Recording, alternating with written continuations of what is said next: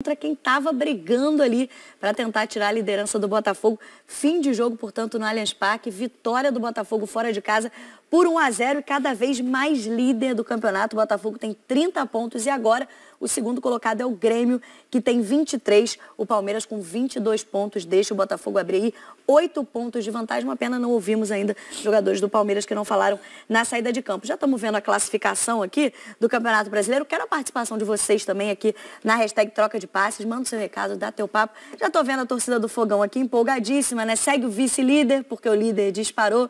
E a torcida do Palmeiras certamente não jogou a toalha, apesar da diferença que abriu agora para o Botafogo, porque esse time também é muito regular. Mas agora sim, dando boa noite para os nossos comentaristas hoje, Pedrinho, Martim Fernandes comigo nesse Troca de Passes. Primeiro troca, porque a gente vai ter mais um mais tarde, às 8h45, mas esse a gente vai juntos até às 7 da noite. Pedrinho, é impressionante o que esse time do Luiz Castro compete nesse Campeonato Brasileiro. Acho que dá para assegurar nessa 12ª rodada que o Botafogo briga pelo título brasileiro. Tudo bem, Camila? Martins, prazer.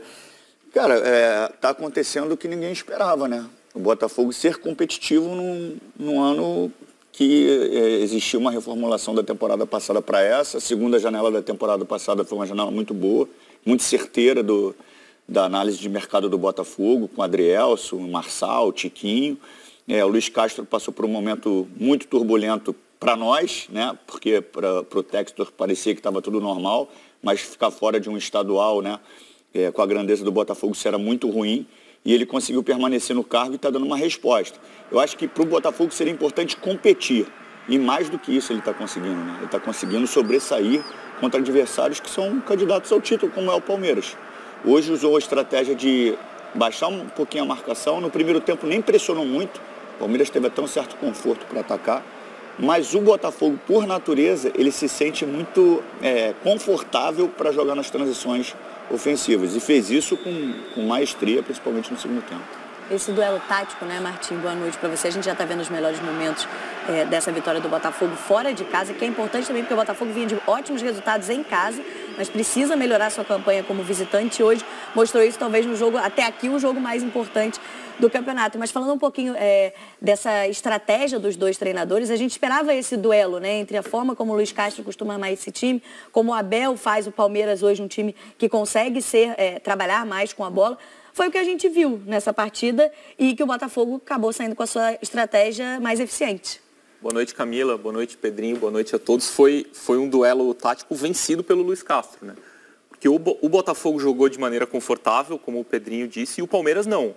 No primeiro tempo até o Palmeiras jogou melhor, se impôs, criou mais chances, mas no segundo tempo, conforme foi passando o tempo e o Botafogo à frente do placar, o Palmeiras foi se desarrumando, foi atacando de maneira um pouco menos organizada do que a gente está acostumado a ver. E no segundo tempo, as melhores chances, tirando o pênalti perdido pelo Veiga, foram do Botafogo. Teve um contra-ataque desperdiçado pelo Vitor Sá, que se o Veiga converte o pênalti, a gente estaria aqui muito tempo... A gente já está vendo o lance do gol. Né? E o próprio, analisando minuciosamente. O Vitor Sá seria criticado se o Botafogo perde. Pois é, e ele fez, assim, foi consciente a finalização dele, né? Tentou tirar do Everton e tal, tirou um pouquinho demais. E aí o gol do Tiquinho, a perna esquerda, ele faz menos gols de perna esquerda do que de direita, do que de cabeça, mas tá numa fase com a confiança lá em cima, né? E o Palmeiras deu um certo azar ali também, a bola, o Gomes bate nas costas do Piquerez, o Zé Rafael comete um erro que a gente não vê ele cometer, um jogador muito regular, erra pouquíssimo, errou ali ao o Palmeiras não fez um jogo ruim, não. O Palmeiras teve oportunidades até para fazer o gol. Esse gol aí que estava em impedimento, poderia ter mudado um pouquinho o jogo. O pênalti do Rafael Veiga. O Palmeiras no primeiro tempo, principalmente, ele teve uma imposição dentro do campo do Botafogo grande, com algumas oportunidades. É que o Botafogo ele teve tranquilidade para fazer os balanços defensivos. Só achei que no primeiro tempo pressionou pouco. E aí a gente vê o Palmeiras chegando. Sim. Segundo tempo tirou um pouquinho mais de espaço. E ele usa muitos lados, as duas equipes usam muitos lados, né? A gente vai falar muito sobre isso. E tem uma estratégia hoje, que acho que do Luiz Castro, que mostra uns pontos da estratégia, né? A estratégia em si está muito clara, foi o que vocês falaram de aproveitar as saídas do Palmeiras, os espaços que o Palmeiras permitiria. Mas quando ele troca um ponta no intervalo, que ele tira o Júnior Santos né, e coloca o Segovinha, é nitidamente uma estratégia também de fôlego, né? Dentro da estratégia de jogar dessa maneira, ele precisava ter um time com muita intensidade. Ele tira o Rafael depois no segundo tempo, quando o Rafael não chega numa cobertura, ele faz assim, não, vai sair porque está cansado. O Rafael fez um enorme primeiro tempo, jogou muito, enquanto teve fôlego. Saúde.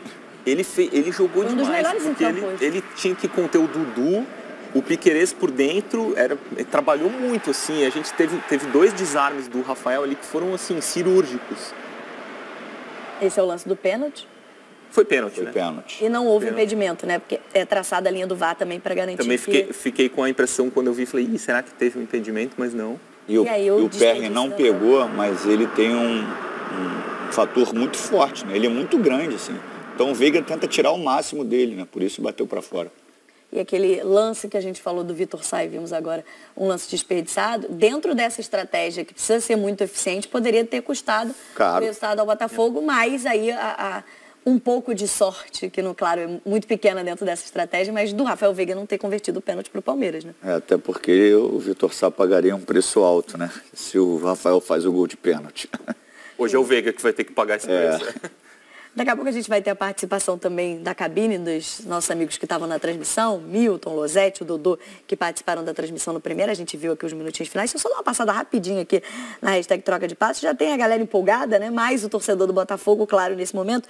A Lívia Ferreira tá brincando aqui que o Botafogo pisou no Palmeiras. O Zé tá brincando que... artilheiro, falando que Botafogo é a prova de que o campeonato estadual não serve para nada. Não vou dizer o que você colocou aqui, enche, não sei o quê, né? Mas para destruir o calendário. Tem gente brincando com a sua camisa aqui, Pedrinho. Os rubro-negros dizendo que você tá vestido de vermelho e preto, mas é azul, viu? Azul é azul marinho. É azul marinho e vermelho. E tá todo mundo aqui participando. Manda também seu comentário aqui na hashtag troca de passes. Vamos continuar falando desse resultado, dessa vitória importantíssima do Botafogo sobre o Palmeiras na briga pela liderança do campeonato, que agora tem o Grêmio na vice-liderança, direto para o Allianz, então, onde está a nossa equipe de transmissão. Milton Leite, Losetti, Dodô, chegando por aqui. Boa noite para vocês, amigos. E que jogo, né? Que 2 estratégias que se encaixam muito bem, que a gente teve a oportunidade de ver um grande futebol hoje no Allianz também, né, amigos? Boa noite. Oi, Camila, um grande abraço para você, para todo mundo ligado no Sport TV, para o Pedrinho, para o Martim, enfim, foi um jogo muito interessante, né, eu estava ouvindo até o Pedrinho falar agora há pouco, o primeiro tempo o Palmeiras foi mais presente na área, mais agressivo e tal, o Botafogo mais conservador, segundo tempo o Botafogo saiu um pouquinho mais, enfim, mas acho que foi um jogo com muita alternativa, e confesso, eu tinha visto algumas vezes o Botafogo, mas não muitas o Botafogo jogar isso. Ele fica impressionado com a marcação do Botafogo, como ele preenche o espaço na marcação, mesmo com o Palmeiras pressionando o tempo todo, e o Losetti citou isso muito na transmissão, é um time que não perde a cabeça, é um time que se mantém concentrado o tempo todo nas jogadas, e como disse o Dodô também na nossa transmissão do Premier, você tem jogadores que decidem, o caso do Tiquinho, né? A tranquilidade que ele tem para fazer o corte no zagueiro do Palmeiras e bater para fazer o gol é uma coisa realmente impressionante, não é à toa que em 12 rodadas do campeonato o cara já fez 10 gols, né, senhores? Já falei demais, agora com vocês. Um beijo, boa noite aos elegantérrimos Camila, Pedrinho e Martim. O que me impressionou no Botafogo foi a forma como ele conseguiu conduzir o jogo de maneira que ele pudesse sempre explorar aquilo que ele tem de melhor, todas as suas principais valências. Pedrinho falou uma coisa com a qual eu concordo muito, a gente estava ouvindo o programa aqui, pressionou muito pouco no primeiro tempo, mas ainda assim deixou seu time sempre muito compacto, dificultando o jogo entre linhas, que o Palmeiras tem muito forte porque tem muita gente que infiltra por ali. Tem o Piquerez que vem jogar como meia, tem o Rafael Veiga, por vezes o Mike vem também, tem o Zé Rafael que espeta, hoje era o Richard Rios e não o Gabriel Menino, e aí o Palmeiras sentiu, acho que um pouquinho de falta de um construtor vindo um pouco mais por trás. O Gabriel Menino faz isso com qualidade, mas não foi isso que fez a diferença. O Botafogo não permitiu esse espaço por dentro, obrigou o Palmeiras a procurar os lados e pelos lados se defendeu muito bem. O Rafael fez um jogo imenso, realmente, como disse o Martim no primeiro tempo, a gente também destacou na transmissão. E aí obrigava o quê? A cruzar. Nos cruzamentos tinha dominantes o Adrielson e o Cuesta. Na frente, acho que o Botafogo fez pouquíssimo ofensivamente no primeiro tempo, mas quando a bola sobrou no pé do Tiquinho, e você sempre sabe que ela vai sobrar uma vez ou duas no pé do seu centroavante, ele fez esse golaço. Acho que o time melhorou no segundo tempo com a entrada do Segovinha, um jogador que joga mais com a bola no pé.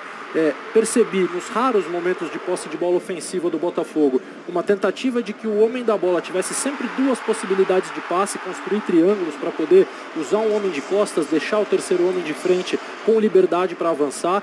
E E o Palmeiras não fez um jogo ruim, teve volume, teve chances, teve gol anulado, perdeu um pênalti, e aí me chama a atenção também como o Botafogo ficou concentrado, não saiu do jogo, mesmo jogando dentro do seu próprio campo. Acho que o grande abalo foi quando saíram dois dos principais jogadores do time, o Rafael e o Tiquinho. Aí o Botafogo realmente só rezou para acabar o jogo. E um detalhe, né, Dodô? Você que entende um pouco mais de gol do que eu, o Tiquinho não é só o cara que faz o gol, ele faz uma jogadaça no lance do gol, tranquilidade de tirar o zagueiro e tal. Sim. Mas o Losetti até falou, ele dá muita opção pro time, ele tá sempre se movimentando, se desmarcando para poder fazer as jogadas, além do pivô que ele faz muito bem também, né? É verdade, boa noite pessoal que tá no estúdio.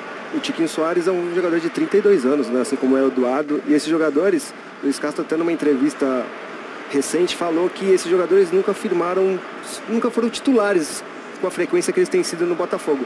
E a experiência que eles têm nessa jogada... Contra-ataque maravilhoso, né? Contra-ataque lindo que chegou no Vitor Sá, que aí ele virou o pé muito para fazer o gol. Ali faltou um pouquinho de precisão. E para falar do jogo, é claro que é mais fácil você ficar recuado e jogar no erro do adversário. E o Botafogo se sente muito confortável em relação a isso. Outra coisa, o Palmeiras não estava tão inspirado na tarde de hoje, né? Seus principais jogadores não estavam naquele momento que a gente já viu semana passada. O futebol tem muitos jogos, né? Esse tempo atrás aqui. E o Botafogo fez valer a qualidade técnica do Tiquinho Soares, quando apareceu o Eduardo. O Segovinha também entrou muito bem, porque é diferente do Júnior Santos, né? Não é só a velocidade com força, ele tem jogo, e aí o Eduardo conseguiu aparecer um pouquinho mais no segundo tempo, quando a gente viu aquela situação. E aí a felicidade do Veiga, que acabou chutando o pênalti para fora, aquela batida reta que, se não acertar o gol, a bola fatalmente vai para fora. É aquela que o cara fala, vou bater com força, que é para não perder. Só que ele bateu com tanta força que a precisão é que não foi grande, né? É mais difícil de você ter a precisão quando você faz um chute desse tipo. A gente já viu o Veiga bater pênaltis e fazer gol desse tipo, mas a precisão é mais difícil de alcançar. Ou seja, Camila, nós estamos chegando a 1/3 do campeonato já, ou seja, se a gente dividir em 3, nós estamos praticamente nesse 1/3, e o Botafogo, neste momento, está librando 7 pontos de vantagem, uma campanha realmente impressionante do Botafogo até aqui.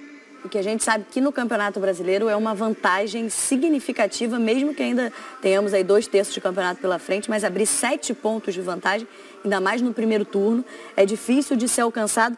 Galera botafoguense aqui, foi a loucura com o Dodô no telão, né? Já temos várias participações aqui na hashtag Dodô Pé Quente, olha o sorriso do Dodô. Eu falando com o Martins, primeiro abraço pra galera, craque Losetti, saudade do Milton, Copa do Mundo, Dodô, meu parceiro de Palmeiras. Eu falando com o Martins aqui, se naquele lance do Vitor Sá, o Dodô, ou ele dava cavada, ou ele driblava pra perna esquerda, mas um golaço ia sair ali. Provavelmente saberia. Tem uma brincadeira aqui também, claro, do torcedor botafoguense aqui com o Abel, falando que o Abel vai reclamar hoje que o grito da torcida do Botafogo atrapalhou o Palmeiras. A galera gosta da provocação.